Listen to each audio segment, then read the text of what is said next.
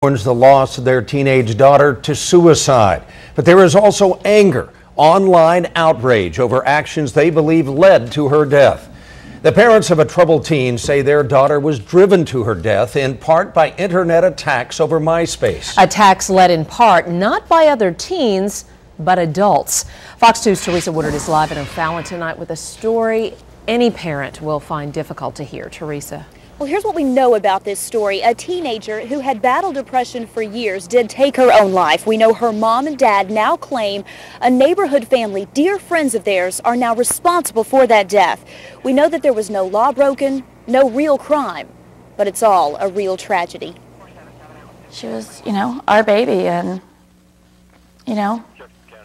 we absolutely miss every single second of her. The smile of a girl about to be 14, about to get her braces off. She thought life was wonderful. Not a girl about to end her life. Meier had battled depression, had ADD, and was on antidepressants. But a new school, new friends, and a new MySpace page strictly monitored by mom and dad was making life better. Until she got this email from this boy named Josh Evans. Josh was cute. Tina Meier reluctantly let him have access to her daughter's MySpace account. Friends first, then boyfriend, girlfriend. Then Josh got mean. Megan gets an email or a message on her MySpace from Josh saying that, I don't know if I want to be friends with you any longer because I hear you're not nice to your friends. Over 2 days, more mean messages from him and other people. Megan felt like she was under attack, even from her mom, who was furious Megan was on MySpace without supervision. Tina came home, Megan ran to her room.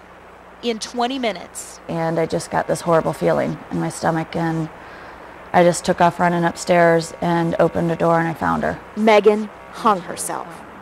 Weeks later, a friend told the Meiers Josh Evans never existed. That's the biggest tragedy of the whole thing. An adult did it. The Meiers say a neighborhood family created Josh to see if Megan would say bad things to him about their own daughter. There is a police report where the neighbors admit it. I believe that it's no different than somebody handing her a loaded gun. How could you do that to somebody, a child? The report filed by that neighbor accuses the Meiers of property damage. The Meiers admit when they found out they lost their temper, damaged that family's property. They say they are responsible. But who's responsible for Megan?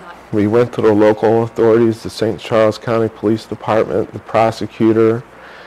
The FBI got involved. So we were hoping and praying that something would come, some justice would come, and we had to keep quiet about it because everybody said keep quiet, keep quiet, keep quiet, and let justice prevail. Well, this is where it's gotten us. Now, the Meiers say they were such dear friends with that family down the street that they had even traveled together and that they were well aware of Megan's battle with depression. Since they can't change their own past, they do want to change the law. They are now lobbying lawmakers, hoping someone would pass some sort of internet regulation. As Megan's father says, anyone who poses as someone online and does something cruel should face some kind of punishment. In O'Fallon, Missouri, Teresa Woodard, Fox 2 News. Well, do you want to sound off on this story? You can go to myfoxstl.com, click on the news blogs to tell us